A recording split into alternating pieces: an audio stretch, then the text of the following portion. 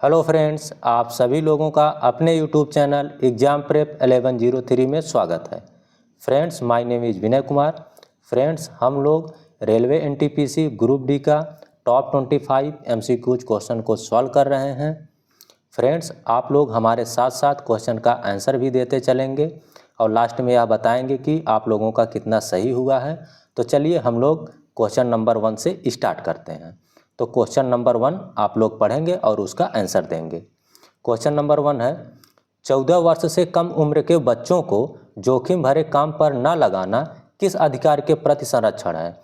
शोषण के विरुद्ध, दैहिक स्वतंत्रता का अधिकार, शिक्षा का अधिकार या फिर रोजगार का अधिकार? तो आप लोग इसका आंसर बताएंगे। तो इसका आंसर आपका हो जाएगा ए, शोषण के विरुद्ध। महत्वपूर्ण तथ्य के रूप में आपको याद रखना है, अनुच्छेद 24 में बालकों के नियोजन पर रोक है। अनुच्छेद 21 के तहत प्राण एवं दैहिक स्वतंत्रता का उल्लेख है। शिक्षा का अधिकार अनुच्छेद 21 का के तहत आता है। रोजगार की स्वतंत्रता अनुच्छेद 19G के तहत कोई भी व्यापार तथा जीविका चलाने को स्वतंत्रता है। नेक्स्ट क्वेश्चन, चंगेज खां किस देश का निवासी था? चीन का था, मंगोलिया का था, अफगानिस्तान का था या फिर यूनान का था? तो क्वेश्चन नंबर 2 का आंसर बताइए। क्वेश्चन नंबर 2 का आंसर आपका हो जाएगा बी, मंगोलिया का। महत्वपूर्ण तथ्य के रूप में आपको याद रखना है, गयासुद्दीन तुगलक ने 29 बार मंगोलों के आक्रमण को विफल किया था। नेक्स्ट क्वेश्चन, विषुवत रेखा पर दिन कितने घंटे का होता है? 6 महीने का, 24 घंटे का, 12 घंटे का या फिर 8 घंटे का? तो क्वेश्चन नंबर 3 का आंसर बताएंगे। क्वेश्चन नंबर 3 का आंसर आपका सी हो जाएगा, 12 घंटे का। महत्वपूर्ण तथ्य के रूप में आपको याद रखना है, 12 घंटे का विषुवत रेखा पर दिन होता है और 12 घंटे की रात होती है। 21 मार्च और 22 सितंबर को विषुवत रेखा पर दिन रात बराबर होते हैं। Next question, question number 4, Delhi सल्तनत के किस सुल्तान ने सर्वप्रथम स्थायी सेना का निर्माण किया? बलबन, इल्तुतमिश, अलाउद्दीन खिलजी या फिर मोहम्मद तुगलक? तो क्वेश्चन नंबर 4 का आंसर बताएंगे। क्वेश्चन नंबर 4 का आंसर आपका हो जाएगा सी, अलाउद्दीन खिलजी। महत्वपूर्ण तथ्य के रूप में आपको याद रखना है, अलाउद्दीन खिलजी ने सेना को नगद वेतन देना शुरू किया था। अलाउद्दीन खिलजी ने घोड़ा दागने, एक विशेष प्रकार का ठप्पा जो घोड़े पर लगाया जाता था, और हुलिया लिखने की प्रथा को कठोरता से लागू किया था। बलबन, इसने सिजदा पैबोस की प्रथा शुरू करवाया। बलबन लौह व रक्त नीति का पालन किया। इसके दरबार में अमीर खुसरो रहते थे। इसने नौरोज प्रथा शुरू किया था। इल्तुतमिश बगदाद के खलीफा से सुल्तान पद की वैधता धारण किया। तो फ्रेंड्स, इसका आप स्क्रीनशॉट ले लें या फिर इस वीडियो को रिवाइज करके आप लोग ज़रूर देख लें, जिससे कि हर एक पॉइंट जो हम महत्वपूर्ण तथ्य के रूप में दिए हैं अच्छे से आप लोगों को याद हो जाए और परीक्षा में आपको बहुत हेल्प मिलेगी इससे। नेक्स्ट क्वेश्चन, हरित क्रांति का प्रारंभ किस वर्ष में किया गया? 1965 से 66, 1976 से 77, 1967 से 68, 1987 से 88? तो क्वेश्चन नंबर 5 का आंसर बताइए। क्वेश्चन नंबर 5 का आंसर आपका हो जाएगा सी, 1967 से 68। महत्वपूर्ण तथ्य के रूप में आपको याद रखना है, विश्व में हरित क्रांति का जनक नॉर्मन बोरलॉग थे। श्वेत क्रांति के जनक वर्गीज कुरियन थे। हरित क्रांति का प्रभाव सबसे ज़्यादा गेहूं उत्पादन में हुआ। नेक्स्ट क्वेश्चन, शक संवत की शुरुआत किसने की? अशोक, चंद्रगुप्त द्वितीय, कनिष्क या फिर हर्ष? क्वेश्चन नंबर 6 का आंसर बताएंगे। क्वेश्चन नंबर 6 का आंसर आपका हो जाएगा सी, कनिष्क। महत्वपूर्ण तथ्य के रूप में आपको याद रखना है, कनिष्क ने शक संवत की शुरुआत 78 ईस्वी में की थी, जो कुषाण शासक था। भारत का राष्ट्रीय कैलेंडर शक संवत पर आधारित है, जो भारत सरकार द्वारा चलाया जाता है। चंद्रगुप्त प्रथम ने 1319 ईस्वी में गुप्त संवत चलाया था। हर्षवर्धन ने 606 ईस्वी में हर्ष संवत चलाया था। तो इसका स्क्रीनशॉट ले लें या फिर वीडियो को रिवाइज करके देख लीजिएगा। नेक्स्ट क्वेश्चन, भारत के किस राज्य में न्यूनतम जनसंख्या है? गोवा, सिक्किम, मणिपुर या फिर अरुणाचल प्रदेश? तो क्वेश्चन नंबर 7 का आंसर बताइए। क्वेश्चन नंबर 7 का आंसर आपका बी हो जाएगा, सिक्किम। महत्वपूर्ण तथ्य के रूप में आपको याद रखना है, न्यूनतम जनसंख्या वाला राज्य सिक्किम 6.10 लाख है। जनगणना 2011 के अनुसार केंद्र शासित राज्य जहां न्यूनतम जनसंख्या है वह लक्षद्वीप है। सर्वाधिक जनसंख्या घनत्व वाला राज्य बिहार 1106 है। न्यूनतम जनसंख्या घनत्व वाला राज्य अरुणाचल प्रदेश 17 है। सर्वाधिक जनसंख्या वाला राज्य उत्तर प्रदेश 19.95 करोड़ है। नेक्स्ट क्वेश्चन, निम्न दाब का केंद्र है साइक्लोन, एंटी साइक्लोन, पेडोकोल, इनमें से कोई नहीं। तो क्वेश्चन नंबर 8 का आंसर बताएंगे। क्वेश्चन नंबर 8 का आंसर आपका ए हो जाएगा, साइक्लोन। महत्वपूर्ण तथ्य के रूप में आपको याद रखना है, उच्च दाब का केंद्र एंटी साइक्लोन है।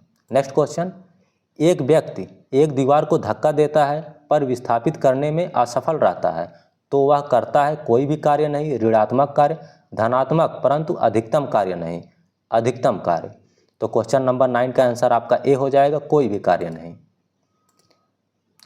क्वेश्चन नंबर 10, ऐसा प्राकृतिक पदार्थ जो केवल एक ही तत्व से बना हुआ है और जिससे ऊर्जा प्राप्त की जा सकती है निम्नलिखित हैं, पेट्रोलियम, कोयला, जल बांधों में, वायु, पवन चक्की में। तो क्वेश्चन नंबर 10 का आंसर बताएंगे। क्वेश्चन नंबर 10 का आंसर आपका हो जाएगा बी, कोयला। क्वेश्चन नंबर 11, मानव संसाधन के विकास की स्थिति के आकलन के लिए ह्यूमन कैपिटल इंडेक्स किसके द्वारा जारी किए जाते हैं? अंकटाड, यूएनडीपी, डब्ल्यूईएफ या फिर विश्व बैंक। तो क्वेश्चन नंबर 11 का आंसर बताइए। क्वेश्चन नंबर 11 का आंसर आपका हो जाएगा B, UNDP.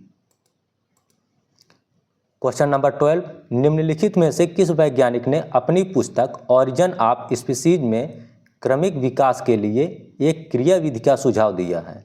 Charles Darwin, Robert Whittaker, Carl Woese, Ernst Haeckel. तो क्वेश्चन नंबर 12 का आंसर बताइए। क्वेश्चन नंबर 12 का आंसर आपका ए हो जाएगा, चार्ल्स डार्विन। महत्वपूर्ण तथ्य के रूप में आपको याद रखना है, चार्ल्स डार्विन ने अपनी पुस्तक ऑरिजिन ऑफ स्पीसीज 1859 में प्रकाशित की। चार्ल्स डार्विन ने जैव विकास को एक सैद्धांतिक आधार प्रदान किया। जैव विकास को डार्विनवाद भी कहते हैं। उत्परिवर्तन के जनक ह्यूगो डी ब्राइज हैं।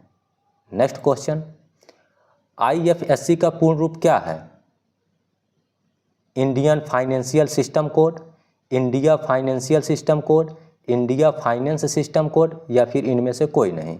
तो क्वेश्चन नंबर 13 का आंसर आपका ए हो जाएगा, इंडियन फाइनेंशियल सिस्टम कोड।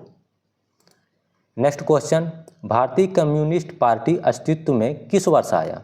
1912 में, 1915 में, 1918 में या फिर 1920 में। तो क्वेश्चन नंबर 14 का आंसर बताइए। क्वेश्चन नंबर 14 का आंसर आपका हो जाएगा डी, 1920 में। महत्वपूर्ण तथ्य के रूप में आपको याद रखना है, कम्युनिस्ट पार्टी के संस्थापक एम.एन. राय थे। चुनाव चिन्ह हंसुआ और बाली था। 1915 में महात्मा गांधी को अंग्रेजों ने कैसर-ए-हिंद की उपाधि दिया था। 1918 में महात्मा गांधी ने पहली बार भूख हड़ताल किया था। 12 दिसंबर 1911 को दिल्ली दरबार में सम्राट जॉर्ज पंचम ने घोषणा की कि भारत की राजधानी कलकत्ता से दिल्ली स्थानांतरित की जाएगी। 1912 ईस्वी में लॉर्ड हार्डिंग के समय में भारत की राजधानी दिल्ली बनाई गई। 1912 ईस्वी में लॉर्ड हार्डिंग पर दिल्ली में बम फेंका गया था।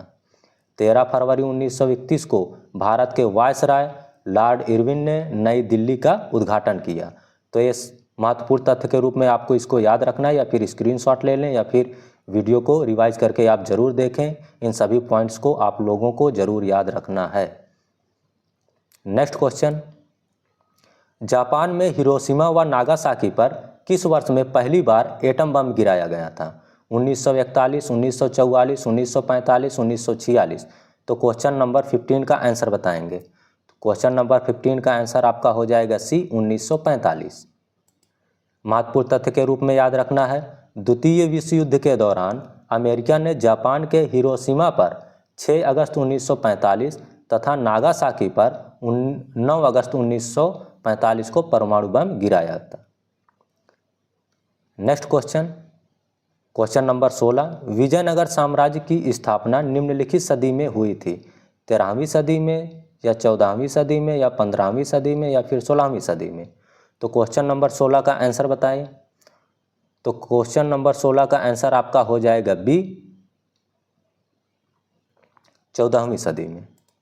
महत्वपूर्ण तथ्य के रूप में याद रखना है, विजयनगर साम्राज्य की स्थापना 1336 ईस्वी में हरिहर व बुक्का दोनों भाइयों ने किया था। 13वीं सदी में गुलाम वंश की स्थापना हुई थी, 15वीं सदी में सैयद वंश की स्थापना हुई थी और 16वीं सदी में मुगल वंश की स्थापना हुई थी। Next question, question number 17, Simon commission का भारत आगमन सर्वप्रथम किस वर्ष में हुआ? 1930 में, 1928 में, 1925 में, 1919 में। तो क्वेश्चन नंबर 17 का आंसर आपका हो जाएगा बी, 1928 में। महत्वपूर्ण तथ्य के रूप में आपको याद रखना है, साइमन कमीशन का गठन 1927 में हुआ था और 1928 में भारत में आया था। 1930 में महात्मा गांधी ने सविनय अवज्ञा आंदोलन शुरू किया था। 1925 को काकोरी षड्यंत्र हुआ था। 13 अप्रैल 1919 को जालियांवाला बाग हत्याकांड हुआ था। Next question, question number 18, Bharat संप्रभुता संपन्न लोकतांत्रिक गणराज्य कब बना? 15 अगस्त 1947, 26 जनवरी 1949, 26 जनवरी 1950, 26 जनवरी 1952। तो क्वेश्चन नंबर 18 का आंसर बताइए। क्वेश्चन नंबर 18 का आंसर आपका हो जाएगा सी, 26 जनवरी 1950 को। महत्वपूर्ण तथ्य के रूप में आपको याद रखना है, 26 नवंबर 1949 को संविधान को अंगीकार किया गया था। 26 जनवरी 1950 को ही राष्ट्रीय गीत वंदे मातरम को भारत सरकार ने राष्ट्रीय गीत का दर्जा प्रदान किया था। नेक्स्ट क्वेश्चन, भारत में संवैधानिक सुधार संबंधी मॉन्टेग्यू चेम्सफोर्ड रिपोर्ट कब प्रकाशित हुई? 1928 में, 1923 में, 1920 में, 1918 में। तो क्वेश्चन नंबर 19 का आंसर बताइए। तो क्वेश्चन नंबर 19 का आंसर आपका हो जाएगा डी, 1918 में। महत्वपूर्ण तथ्य, 1919 में मॉन्टेग्यू चेम्सफोर्ड सुधार एक्ट पारित हुआ था। 1919 में मार्लो मिंटो सुधार एक्ट पारित हुआ था। इस एक्ट के तहत मुसलमानों के लिए पृथक निर्वाचन की व्यवस्था की गई थी। नेक्स्ट क्वेश्चन, अबुल फजल को मृत्यु किसने दी थी? अकबर ने, शहजादा सलीम ने, औरंगजेब ने या फिर शाहजहां ने? तो इसका आंसर आपका हो जाएगा बी, शहजादा सलीम ने।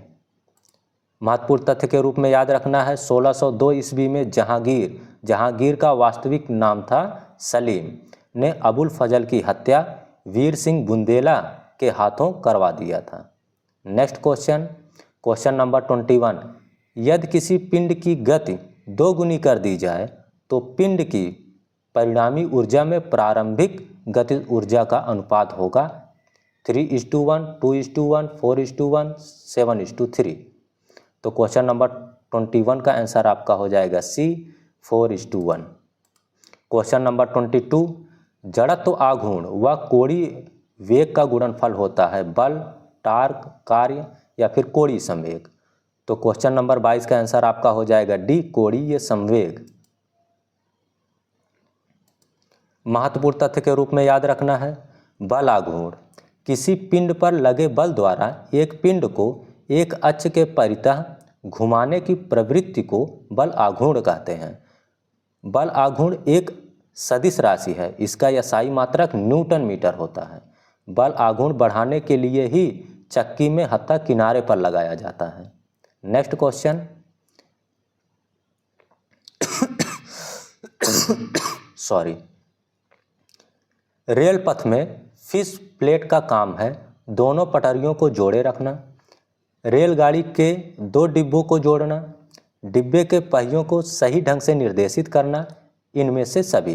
तो क्वेश्चन नंबर 23 का आंसर बताइए। क्वेश्चन नंबर 23 का आंसर आपका हो जाएगा ए, दोनों पटरियों को जोड़े रखना। क्वेश्चन नंबर 24, वायरस होते हैं एक कोशिकीय, अकोशिकीय या फिर बहुकोशिकीय या फिर स्वतंत्र जीन। तो क्वेश्चन नंबर 24 का आंसर आप बताएंगे। क्वेश्चन नंबर 24 का आंसर आपका हो जाएगा बी, अकोशिकीय। महत्वपूर्ण तथ्य के रूप में आपको याद रखना है, वायरस को कोशिका नहीं माना जाता है क्योंकि उनमें कोशिका की संरचना नहीं होती है, जैसे कि कोशिका झिल्ली, कोशिका द्रव्य या अन्य कोशिकांग। वायरस में आनुवंशिक सामग्री डीएनए या आरएनए से बने होते हैं, जो एक प्रोटीन आवरण से घिरे होते हैं। वायरस को जीवित रहने और अपनी संख्या बढ़ाने के लिए एक जीवित कोशिका की आवश्यकता होती है, क्योंकि वे स्वयं ऊर्जा ग्रहण या संग्रहित नहीं कर सकते हैं। अमीबा, युगलिना, पैरामीशियम इत्यादि एक कोशिकीय यूनिसेलुलर जंतु हैं। मछली, मेढक, कुत्ता, मनुष्य इत्यादि बहुकोशिकीय मल्टीसेलुलर जीव हैं।